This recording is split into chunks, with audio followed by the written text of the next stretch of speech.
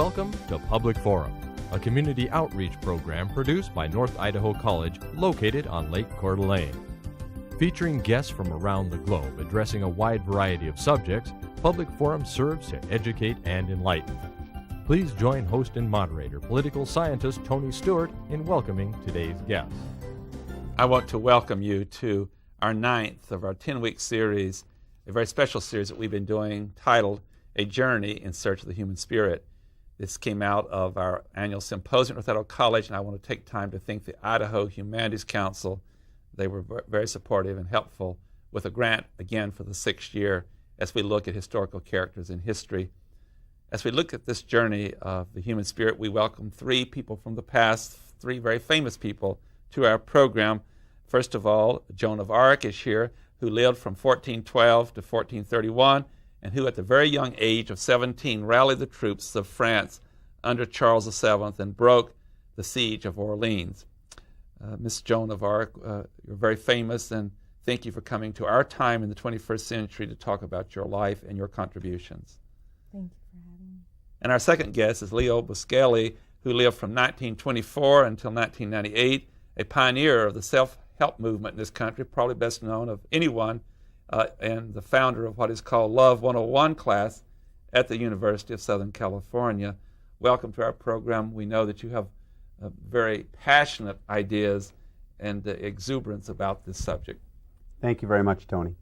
And our third guest is Audrey Hepburn, who lived from 1929 to 1993, and she certainly is known for her work in the motion picture industry. In fact, an international superstar actress, and also a world-class humanitarian. Ms. Hepburn, welcome to the program. It's a pleasure to be here. Thank you. And as always, I'm so pleased to welcome our regular panelist, Steve Shink, who's the Vice President of College Relations and Development at North Idaho College, and I want to take a moment to say happy birthday. Thank you. Even on his birthday, he comes and is dedicated to our program, and we hope you have a great day for your birthday. Thank you. And we shall invite Steve to commence today's questioning of our famous people in history.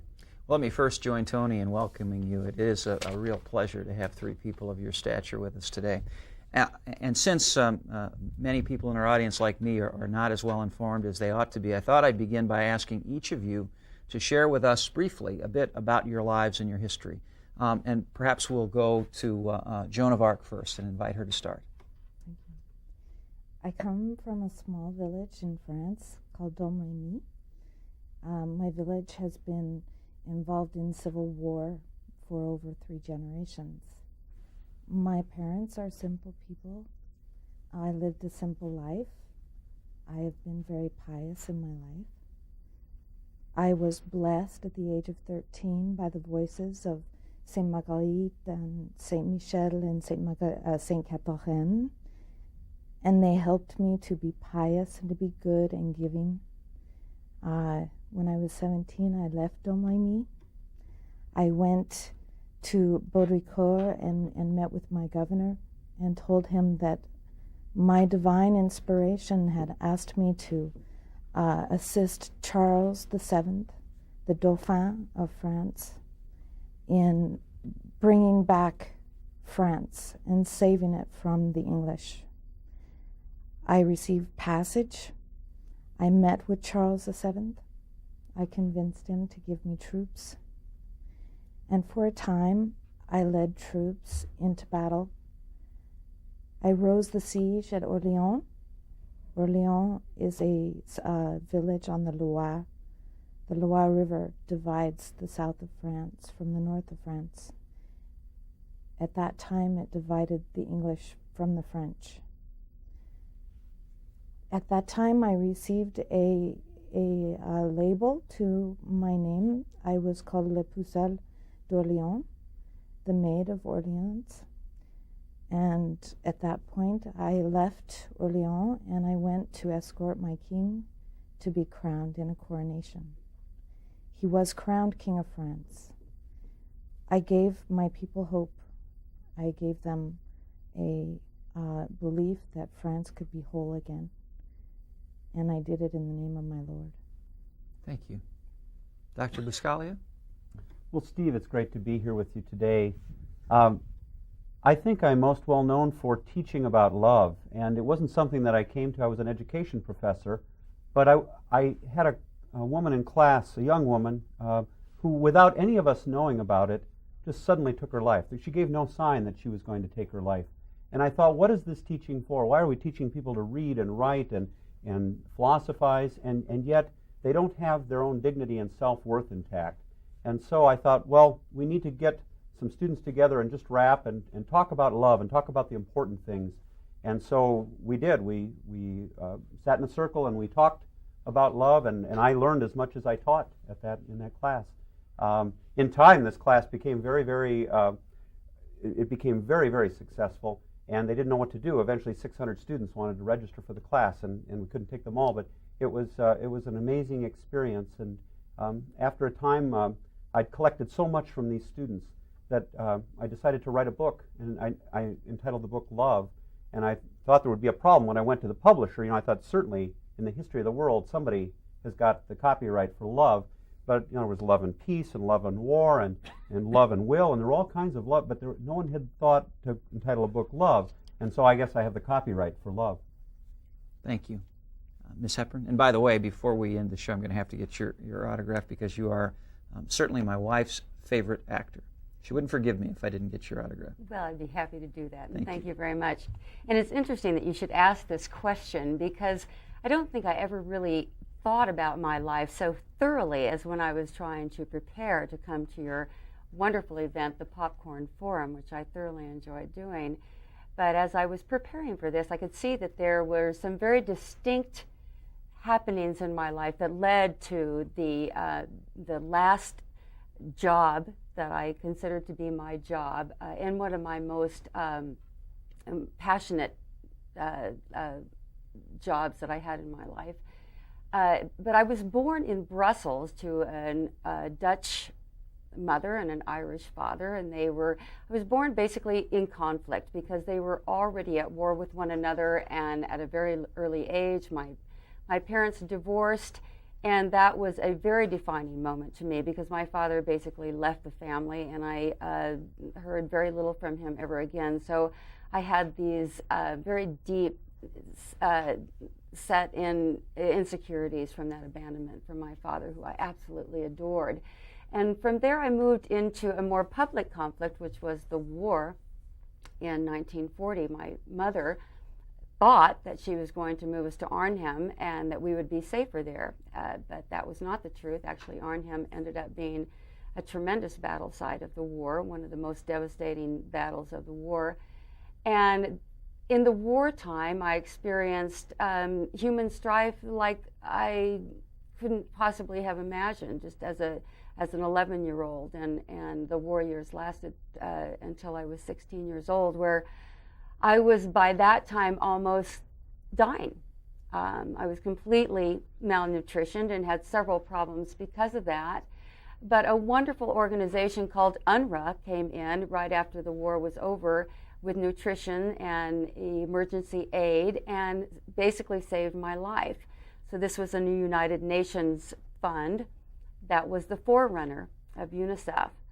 Then my life took another interesting turn that I did not expect at all and was not looking forward to or expecting.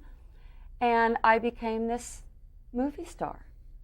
And I was, of course, I enjoyed every moment of it, but I couldn't really understand the purpose until after my movie career was over. I became the Goodwill Ambassador of UNICEF. And I went to these third world countries and I saw these children who were starving. And suddenly, everything about my life had purpose because I could understand their fears, their anxiety over feeling like they were abandoned. All my war years came flooding back, and the experience that I had almost starving to death. The things that were ailing these children were the same things that ailed me during those war years. And suddenly my celebrity had purpose as well, because that gave me the voice to go back into the United States and gave me the attention that I needed to get the attention that they so dearly needed to save these children. And I found it fascinating that no matter what you go through in life, whether it be good or bad, abandoned by your father or going through a war, if it has purpose, then it's sweet. Or if you're a celebrity and you're able to give something back that was given to you that is almost beyond being able to settle that score of how much you're given when you're a celebrity, to want to pay something back, made that sweet as well. Thank you very much. The score. I loved it. Miss Audrey Hepburn has built a bridge for me, Steve, and I'm asking each of the shows a couple of questions that have intrigued me over the recent years as we've invited famous people to our program, looking back in history. I have a two-part question. I'm going to start with Miss Hepburn. As I read history, and there have been billions of people on this planet, only a tiny percentage of those individuals have surfaced to do what we would describe as historical activities and contributions that place them far above the rest of us as far as what they leave behind on the planet. They are exceptional in many ways. And so my first question is, based on that, is what sets you apart?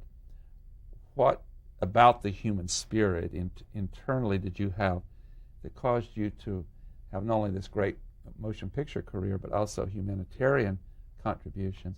There's got to be something that makes you do that, makes you different. Extraordinary as a human being. Well, Tony, I never really thought of myself as extraordinary as a human being. Well, you need to right now. I thought that perhaps I have been able to experience extraordinary situations, and some of it was very fortuitous and some of it was not. However, I do believe that I come from very good stock. My mother was fantastic during the war years, able to avail us of whatever food that there was available. She even managed to get me into ballet school during the war years. So she was a model. She was a tremendous role model. So absolutely. You saw that part of it. So, and based on that, of all the things you did, if you were talking to all the people of the world today, what one thing did you do that is your greatest contribution that you would like to be most remembered for? Oh, clearly for being the ambassador for UNICEF. And you visited many countries, did you not? Many countries, over 50 third world countries and places in the third world. So that ties you back to your childhood, because you had such a difficult time surviving that you could identify with other people in the world. You never forgot that, even though you were successful financially. Or the fact that UNRWA had saved my life and that I wanted to give that back. Mm-hmm. And if you can identify with somebody's strife, it's so much more powerful within you. And being able to actually see firsthand, it's easy to forget about these people in the third world countries. Even if you see a commercial about them, it leaves your mind. But when you have seen it and you have had that same experience, it's very, very powerful. Dr. Leo Buscaglia, we're going to talk the same way with you. I, in your lifetime, had even the opportunity to watch you on television. You became very famous as a lecturer, packing halls, and you had a great ability to engage your audience, to connect. So again, the same question, and you mentioned a little about the experience you had with the tragedy, but even there are other people who've had those experiences but did not respond the way you did. What, in your depth of your human spirit, what did cause you to be so extraordinary in your ability to communicate? Something about the human spirit called love. Well, Tony, I think it was my mama who taught me that each of us is unique, that each of us is a unique human being. And I think it's so marvelous that Audrey, when she's talking about giving, here she has this career. She's a movie star, and she has everything that she would need. But when she feels touched by love is when she goes and gives to others and takes care of others. I think that's a message that we need to take to people. Mama taught me that each of us is unique. And I heard your premise that very few rise above, but I believe that's only because of recognition, that there are only a few that are recognized, but each of us has the capacity to rise above. It's love that gives us this ability. And love is best evidenced when we worry less about what kind of love am I going to get and worry more about the concerns and cares of others, people that aren't eating, people that don't have warm blankets to sleep under. people that just need a smile or a hug that are all around, people that have a great deal of material wealth, but they need maybe a kind word. When we give that to people, then we all rise above. And you too, now that life has ended for you as we know it here, what do you want to be most remembered for as to affecting society or your contribution? Well, I wouldn't want to be known as a great teacher or have any huge legacy. I think I'll always probably be known. I have the Guinness Book of World Records for the most hugs. I've hugged more people than anyone. But I think if I were to be remembered for anything, it would be that love is a simple message. It's not complicated or difficult, and people just need to share it among each other. Thank you. And now, Joan of Arc, you've heard the other two. Yeah. Again, the same question about motivation and how you did something for France that no wonder you're remembered in history the way you are, and particularly for the French people. You said at age 13 a spirit came to you, but what else do you have that created such a remarkable history in such a short life? Well, I think sometimes the landscape of history creates an opportunity for someone who is very simple to become something that is great. And in France, my people had been ravaged for so many generations, and they had lost so much hope, and they were starving, and they needed somebody to give them hope, to send them in the right direction. And it came in the form of myself, because I was divinely sent in that direction. But I don't see myself as being one of these great people that you speak of. I see myself as being a messenger of the Lord, and the Lord carried me. I did have a purpose, and my purpose encouraged the people of France to rally, and it gave them something that they had lost over the generations. They did not know that feeling. So your greatest contribution is what you did for the French people, and helping to give them hope. I think when hope is lost, most everything is lost. Steve Shink. I'm going to start a round of questions that will be different for each of you, and let me continue with you, Joan, if I may. You made a strong point early in the show about your piety. Was that what led you or allowed you to lead men in battle? Surely that was not commonplace in the 15th century. It seems quite odd, doesn't it? It that does. A young girl would lead men in battle. These men had a respect for me because of my piety. At times I told them they needed to pray, they needed to take communion, they needed to be confessed. And at first they scoffed. Eventually they realized that that's what they did need to do. And they saw in me a messenger for the Lord. And it helped them, it gave them that hope. I wasn't a warrior. They were the warriors. I led their hearts. Thank you. And Dr. Buscaglia, you started as a teacher. You became a famous author, and I believe you spent most of your time lecturing. You were on every talk show. Did you continue to teach during that time, or did you give up teaching to spread the word of your book? Well, eventually, it took me away from something I loved, which was teaching. For a while, I balanced and did both. I learned so much from students. I learned far more than I ever taught them from each person that I taught. But yes, eventually the lecture circuit called, and I did go to large groups of people and talk to many, many people. And I had a chance. I stayed after each lecture, and I talked with many, many people, and had a sense. I don't think my teaching was finished when I left the classroom. Thank you. And Ms. Hepburn, it's clear that you're very, very proud of the humanitarian work that you did, and as well you should be. Most of our audience, however, is going to remember you as an actor. And I can't resist the question, which of your many movie roles was your favorite, and why? Oh, that's such a difficult question, because there were so many that I enjoyed so much. But I'm going to say Roman Holiday. Basically because it was my debut, and I was so fortunate to have Gregory Peck as the co-star in that movie, and he was so lovely and gave me such a wonderful introduction and made a wonderful friend that it just secured me something that that was sweet and wonderful about the movie business. So I'm going to say that. Thank you. I think I'll start in the middle of this time with Dr. Leo Buscaglia. You talked about learning so much from your students in the classroom, and yet when you went on the lecture circuit, you just had a larger classroom. The world became your stage for your class. Share with us some of the things that affected you and influenced you.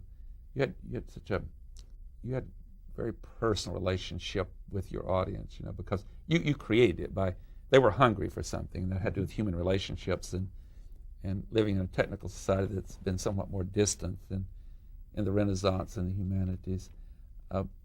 Share some of the things that they taught you, that they said to you. Well, Tony, that's a wonderful question. I think the resonance between the audience and myself had a great deal to do with the way I was raised. My papa and my mama were poor immigrants, and we didn't have anything material, and I didn't know that I was poor. There was laughter in our house and music and piles of pasta between us at the table. We could barely see over each other. And when I talk about these things with my audiences, I think this is what they resonate with. They either have families that care for them, or they know that there's something there. And this is where a great deal of the basis of love is learned, is in the family. And so when I talk with them about their experiences and their families afterwards, we share these things. We share our experiences, and it's really very warm. And in your audience, did people reach out to you that were wealthy and were poor, and people who were well educated, and those weren't? Didn't you have was that a common denominator that people of all ranks and backgrounds have a desire to be more human? Yes, I don't think there was anything in what I gave them or what they gave me that had much to do with age. We all get older. We all have money or don't at different times in our life. We come into the world naked and we leave pretty much the same way. I think that the message was just a little bit broader, more universal than that. And we just shared human things, things that anyone could enjoy. And Joan of Arc, in spite of what you did for your country, your people, to inspire them and to help, what we can even say today is the sovereignty and independence of France, it became tragic for you. How could that happen? Why couldn't you continue to live and be a great hero? Because you died a very tragic death at the hands of some of your own people. Yes. I often think it must have been quite hard during the trials in the later years of my life for men of the cloth to listen to me tell how I had communicated with divine entities. It was quite challenging to them. It was quite demeaning for them. I was a threat.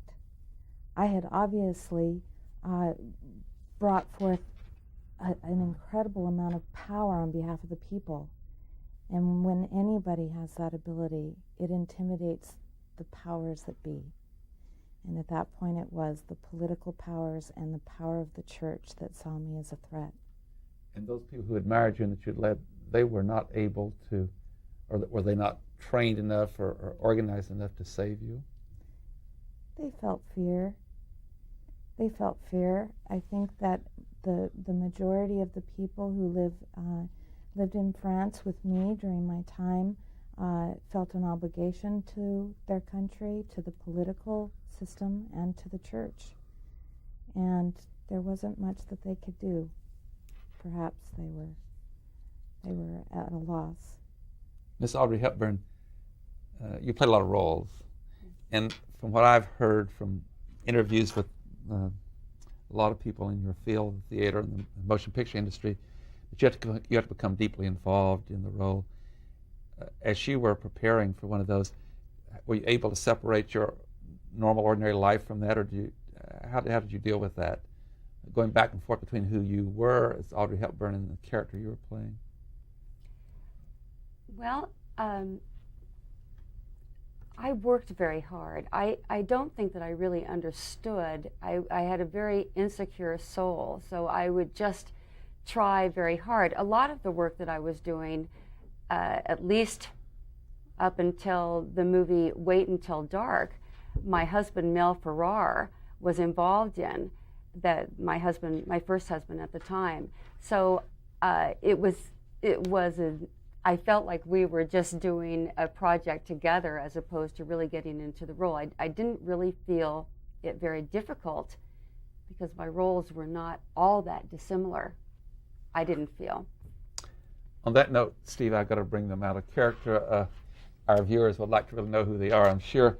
First of all, Audrey Hepburn has been portrayed by Terry Jamara, who is on the faculty at North Idaho College, in fact, in the field of psychology. And Yes. Terry, you're a real gifted teacher as well as someone who's done characters before. You become one of our traditional characters in history, and we thank you for what you've done. Thank you.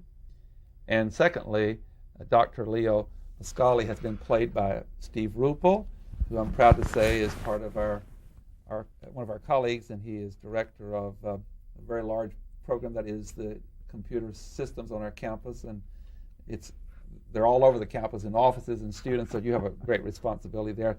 Steve also has a very good background in theater and has also done characters before, and we thank you very, very much.